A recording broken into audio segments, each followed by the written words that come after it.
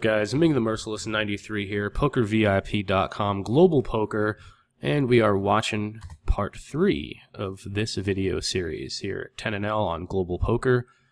And we have King 7 of Spades. We're getting led into, you know, when you look at a spot like this and you're getting 7.5 to 1, you have an overcard, you have a backdoor flush draw, you know, maybe he checks on a heart and lets you bluff to some extent, you know, because, I mean, that's a very weak bet. You know, you could consider raising here as well and just making it like 50 cents. Kind of depends on your guy. If you had more equity, I wouldn't mind raising a little bit less just because you have more equity, so you'll improve more often when you do call. And with a hand like this that just has a very low amount of equity, I wouldn't mind having this be one of our raising combos. But that being said, a call or a raise are both perfectly reasonable. And we're probably going to be defending over here with our King 5 offsuit on table 2 as well. So look for us to call there, and then just kind of screw off whenever he continuation bets on table 2. That being said, on table 1 we have called and nothing good has come from it. The turn card is not a very good turn card. We are just going to fold that combination.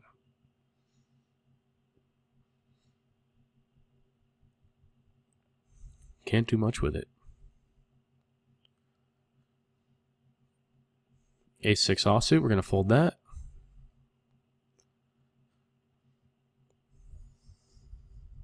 And 8-6. Well, you know, we play this sometimes. Kind of depends. Sometimes you limp it in. Sometimes you raise from the small blind. Otherwise, you don't really play it that much. Versus a min-raise, that is going to be a folding combination for us.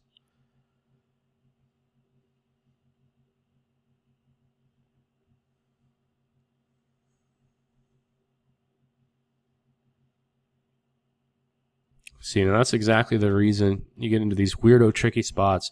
Imagine if we have the 8-6 offsuit on the 6-2-2 rainbow out of position against all these people.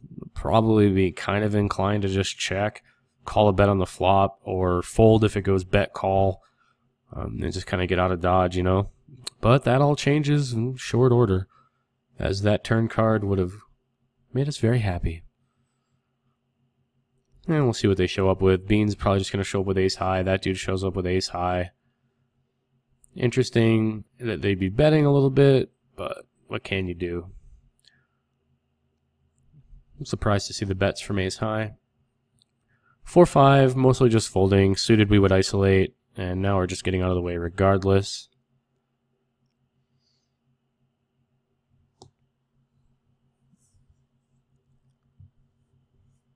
And we have 3-2 of diamonds in the big blind. We might be playing this. We might be playing this combination. This is not the end of the world. And I will go ahead and defend here. Folding is okay as well, which is what looks like we end up doing because we don't see OB raising that often. OB is a bit on the passive side, so we don't really mind. Because, I mean, honestly, when you have something like 2-3 suited, you're not really going to flop that much. You know, you're lucky if you flop trips. Your 2 pair is vulnerable. Your flushes are dominated. I mean, it's just, you know, if you play a big pot with him post-flop and you don't have trips or just like a weirdo 3-3-2 flop or something, I mean, you're not in great shape.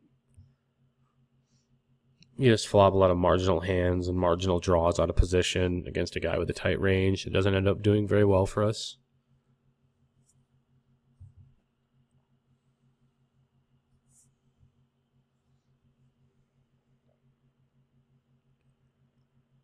Alright, they're checking it down. OB's on that passive side. And we have a 6. We can just fold that. I don't mind isolating with it. But, yeah, I'll probably isolate with that if I had to go back there. Folding's perfectly reasonable too. Doesn't play very well post-flop. Depends on how much fold equity we have pre-flop.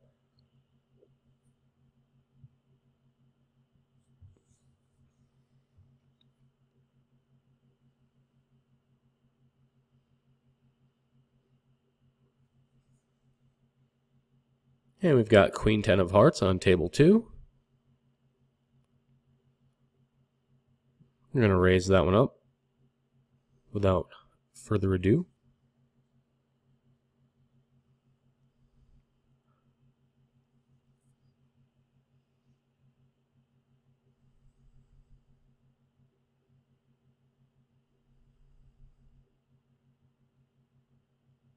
And we flop second pair. And this hand doesn't really need protection. We don't have a backdoor flush draw, but we do have a hand that if it's the best hand, not super easily outdrawn here. So I don't mind just checking. I also don't mind betting, given that we are three-handed and it is a board where we will win with a continuation bet a lot. I still think checking one street makes the most sense here with this exact combo. And then we'll be betting the turn no matter what. You know, if the higher bets, we'll call. It is interesting when he bets pot, you'd have to kind of assume that he has a good hand when he's doing this. Maybe it's a flush draw, but a lot of the time this isn't a queen, this is just a king or better. Maybe a flush draw. That's a pretty good river card for us. We'll see what this gentleman does. He checks, and now we can make a regular old bet. I like somewhere around the $2.20 mark. We go for slightly smaller, it looks like. But I'm assuming if he has a king, he's just going to check call like 220 anyway. So I'd like to see a slightly smaller, slightly bigger bet here. And we have to assume that when he checks, he's not going to have some weirdo check raise bluff or something like that. So he basically either has a call with a king or he doesn't. So I think we can maybe get away with a slightly bigger value bet in that spot.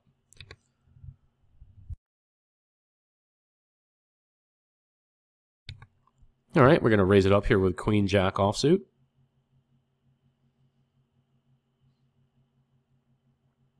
And this is going to be a board texture four-handed. We're just going to check and give up.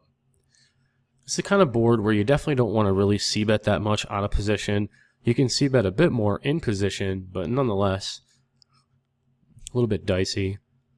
And if those players both check, I'm definitely on board with betting in this spot. And let's talk about why. Okay, so for whatever reason, we decided to not bet on the turn. But I think when both of those guys check, they're kind of capped to about some sort of an ace-x combo or worse. You have to assume that if everyone checks in a four-way pot, you know, they can check the flop with a 10. The higher and oil field, they could certainly check the flop with a 10. But once you get to the turn, I'm assuming that they're going to bet a 10 most of the time. So the kind of hands they end up checking that are going to call a bet are occasionally going to be ace-x.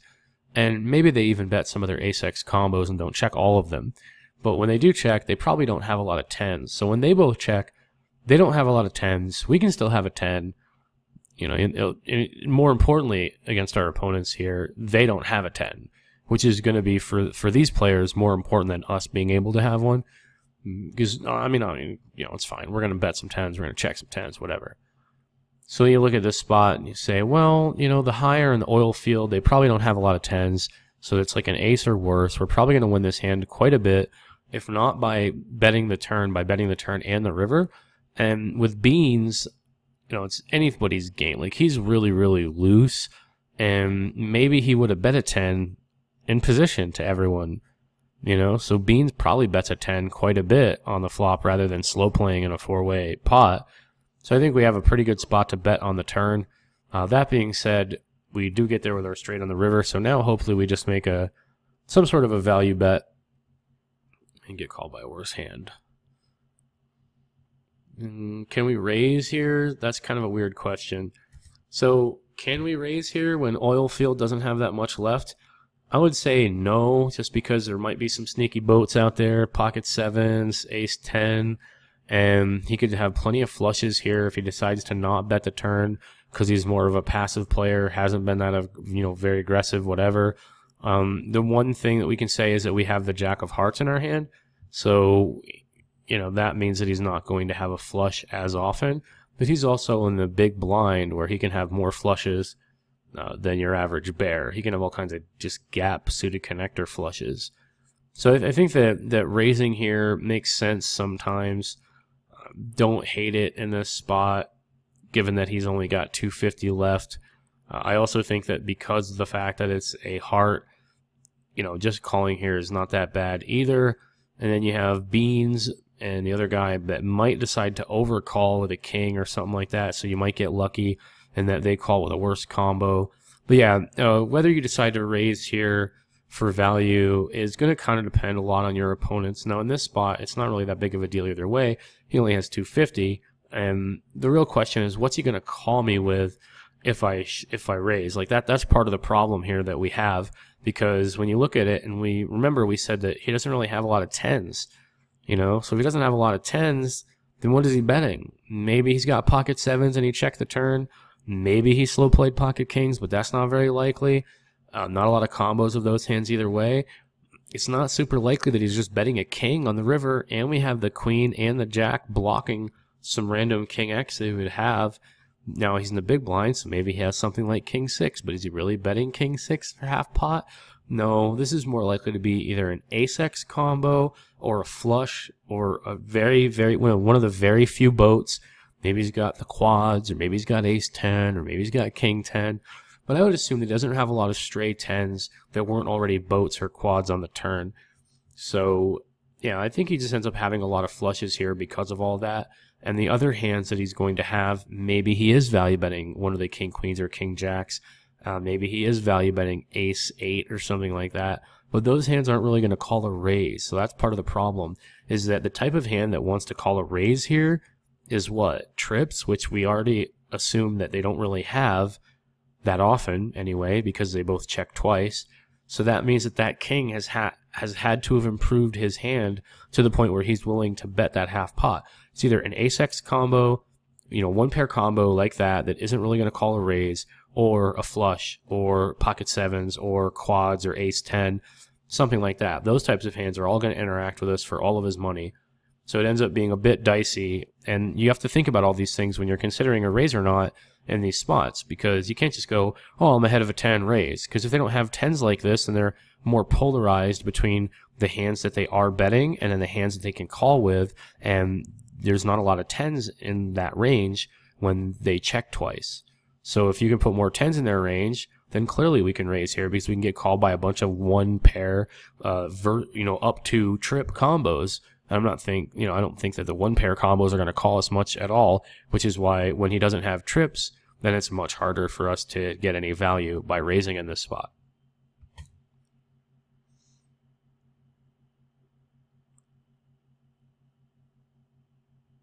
All right, so we just call, and maybe we get the overcall. We do get the overcall from Beans, who has, unfortunately, the nut flush. So that guy had a flush, Beans had a flush, and here we are sitting in third place. So our bluff on the turn would not have worked, especially not if we bet the turn and then bet the river. It would have been miserable. All right, we're going to check our queen deuce here.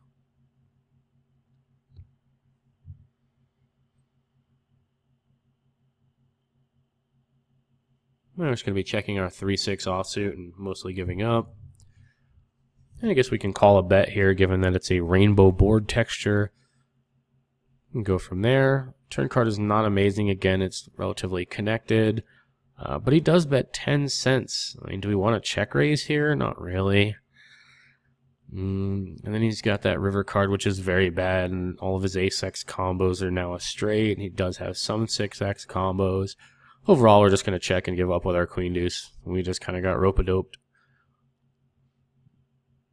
That's unfortunate. But it does happen on occasion.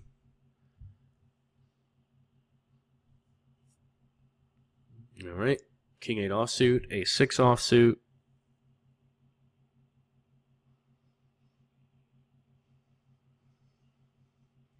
We're going to limp it in with ace 6. Too good of a price not to. And we're just going to fold our king 8 offsuit. Out of position, no playability. Can't do much with it. We'll defend our ace 6. We're not happy about it, but we're getting a very good price. Mostly we just end up check folding a lot post flop, but we're getting too good of a price not to at least defend. So we check our ace on this board and expect to not really play that big of a pot very much. This guy bets in position. We are certainly going to at least call one street. Just kind of go from there. So he bets $1.70, and I think it's pretty easy for us to just give up now. Now, we don't have any way to improve. We don't have a backdoor flush draw. We don't have a backdoor straight draw. If our opponent, let's say, has a set of threes, there's no way for us to win this hand unless we make a backdoor boat, ace is full or 6 is full. Very, very, very unlikely. I mean, if we have at least a backdoor flush draw, that's going to add to the frequency at which we're winning against hands that are beating us now. So, you know, our very worst bluff catchers that don't really block much of anything and don't have any redraws, they're going to be the easiest ones to let go. Just remember that when you're bluff catching, you want to block their value combos that they would play that way. So when they're polarizing their range between sets, 2-pair plus, and they're taking those 1-pair hands out of their range, you know, your 1-pair combos that are just like top pair, you're still behind their value range, and you're probably not, your second card is not necessarily a good blocker depending on what the board texture is. You know, so if they're sizing and their range is like flushes, sets, you'd rather have something to be bluff catching with that blocks more of their value combos. It's going to increase the frequency at which they show up with a bluff. Reduce the frequency of which they're going to show up with a value combo. All right, we've got our Queen 4 suited. We're going to fold that.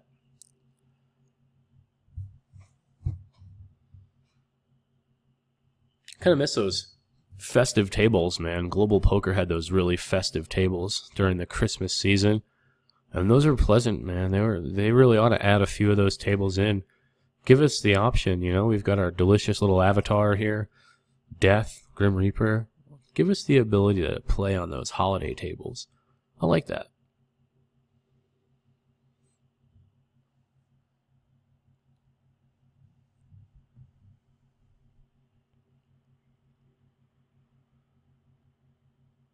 We got 4-7 offsuit. We're going to fold that combo.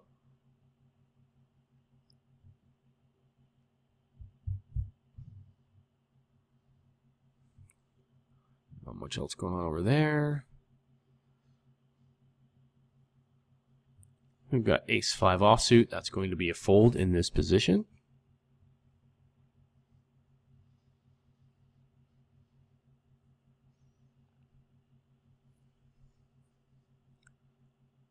Not much going on here in the 4-way pot on King 5-7 Rainbow. You get a half pot bet from Nindles on the button. He gets called. And I would assume that Oilfield has a hand that can call a turn shove here, given that he only has $1.80 left.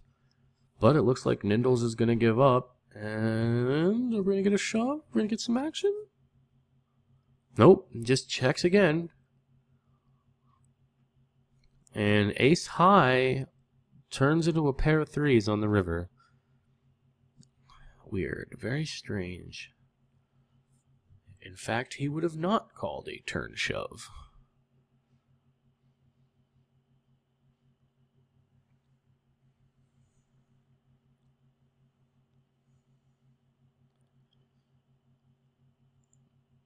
All right, we've got our Ace-5 in the big blind. We are going to defend this. I would like to see us defend this combination.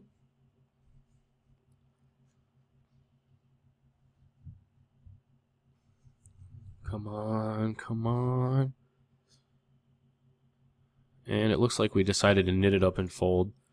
We're going to go to our next video here that we are reviewing, and seamlessly, we're just going to fold that Doyle Brunson, guys. We're going to fold that Doyle Brunson. On to the next video. We've got Ace Queen of Diamonds. We've got Jack 7. That is going to be a check in the big blind. And then we have just a garbage gutter. So we're just going to be checking that.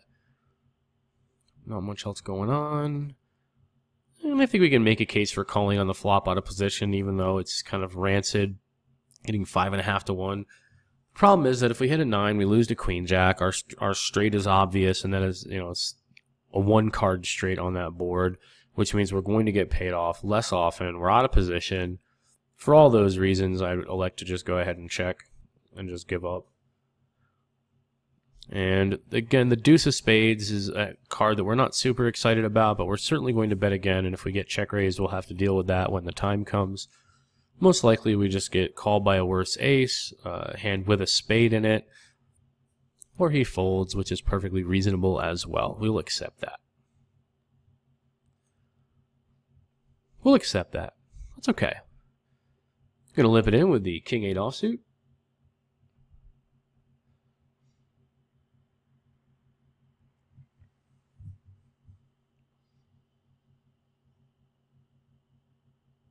And on 3, 4, 5 with 2 hearts, we do not interact whatsoever. We're just going to check out of position and fold this combination. Doing anything else would be uncivilized.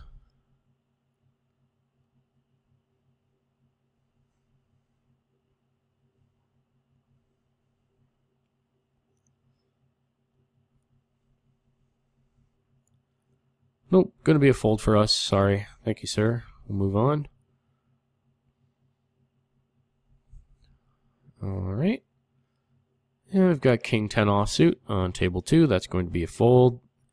Too early of a position. Not enough playability for that position. Like it to be suited. It's not the end of the world raising there. 5-handed, but meh.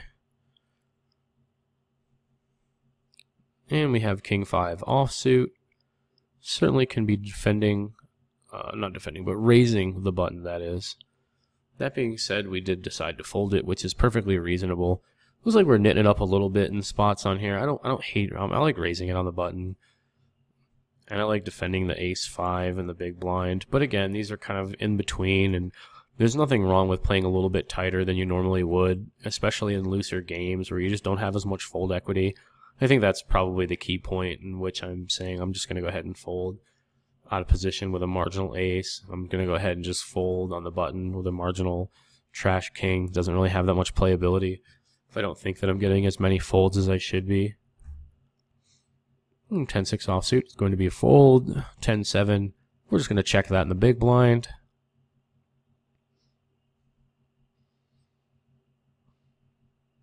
We have Jack 5-3 rainbow. Just going to check and give up. Not going after this one. 8 on the turn, and mostly we just give up here, but I wouldn't hate just double barreling with this 10-7. Just because when they're just checking like this, we're going to win the pot a lot with a stab or two. Even if they have an 8, we're probably just going to call the turn, fold the river at some frequency. Maybe we overbet river or something like that. Hard to say. It looks like we just stab the river. And I kind of think that stabbing the turn is good. And we get the bluff through. But yeah, I kind of like betting the turn there.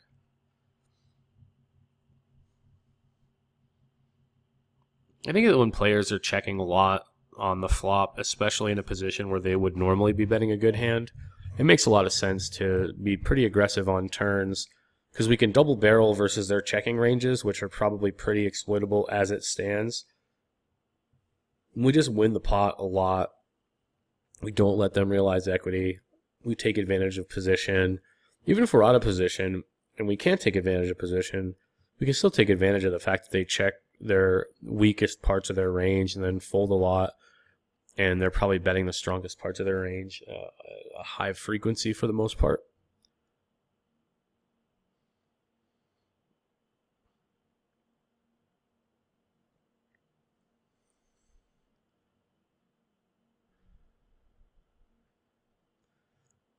We've got 8-4 of clubs on the button. We are going to be 3-betting or playing this. If Jen raised it up, I'd probably 3-better. Probably not going to 3-bet as often with Florida Baller just having $2.35 in front of him. We are going to raise 8-4 though on the button in the raw, just like an oyster. And now what do we got? We got Mbop sitting down at the table. Never a bad thing. Mbop. And this is a hand that can be relatively easily outdrawn. Bunch of overcards, bunch of straight completing cards. We're just going to go ahead and continuation bet our 8 here. Win the pot. Perfectly fine. Not really about getting value. It's just, in some spots, betting is just better than checking. Doesn't really have to be defined so clearly. We have a pair, we have a flush draw, we're out of position. It's kind of bogus either way. Our pair isn't necessarily good very often. Our 2 pair isn't necessarily good very often. Our diamond isn't always good. This guy's pot betting, and if this guy calls, it's like, you know, you're getting a good price, but at the same time, like, how are you going to continue out of position? Even if you do hit a diamond, you're going to check call 2 streets down to the river. Probably not happy doing that, you know. I kind of want position. in a spot like this to kind of help us out a little bit more control over the size of the pot, a little bit easier of a path to showdown. You know, we get to see if they checked us. We can value bet more efficiently. Like, our queen is obviously good there sometimes, but it's not good all the time. We're out of position with 2 players. It makes it very risky for us to be defending that wide with basically just a third nut flush draw. And that pair, even if we hit trips, not necessarily good. I mean, it's just, you know, it's just a relatively weak spot for us to be peeling with a wide range. And that's just kind of one of the hands that might entice you, you know, because you have a pair and you have a flush draw. But at the end of the day, you're out of position. None of your draws are nutted. You know, you're drawing to quads, I guess, but your draws aren't really nutted, and you're out of position to 2 players who are putting money in the pot for bets about the size of the pot. And that's a pretty scary situation to be in. So even though it feels like you have enough equity, the reverse implied odds are kind of meh. You know, let's face it, your implied odds aren't that crazy. It's not like you're going to hit a diamond and suddenly they're going to go bananas with the 10 or the jack. Try to play like a huge pot. So not an amazing spot necessarily. I like to knit it up a little bit on occasion. Knit it up.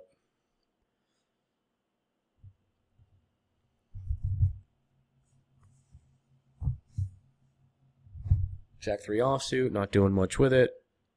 And we've got King 5 of hearts. We're going to be raising this on the button, or I will murder my past self, who did not. We get flat called by Cuervo in the small blind. Called by the big blind as well. And this is a board texture where we're probably not going to get that many folds. Kind of just like to see myself check here. At the same time, with the overcard and the backdoor flush draw and straight draws, it's not the worst to just go ahead and continuation bet. Maybe you win sometimes, and then you also get heads up sometimes. But yeah, I think that just giving up, maybe check back double barrel type shit makes a lot of sense.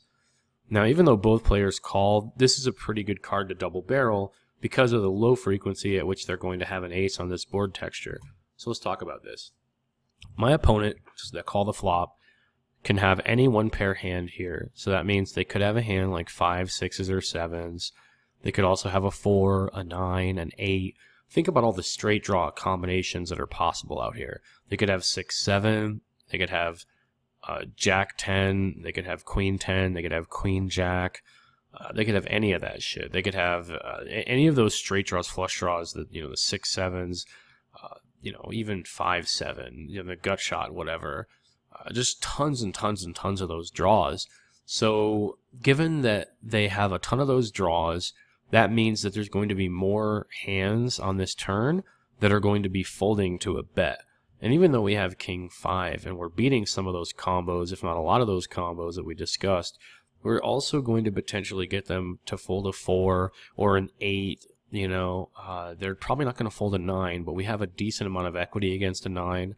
And this is a spot where they're going to have less ace X because, well, Cuervo might not be floating with just any ace with a guy behind him. It's hard to say what his strategy is with ace high.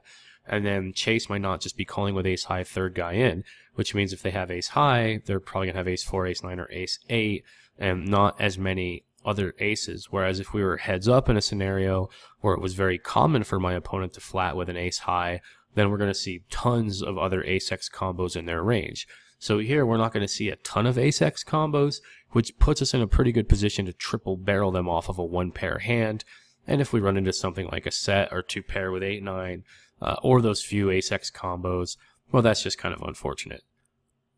So I would like to see myself bluff this turn card relatively on the large side, around $2.10 or so.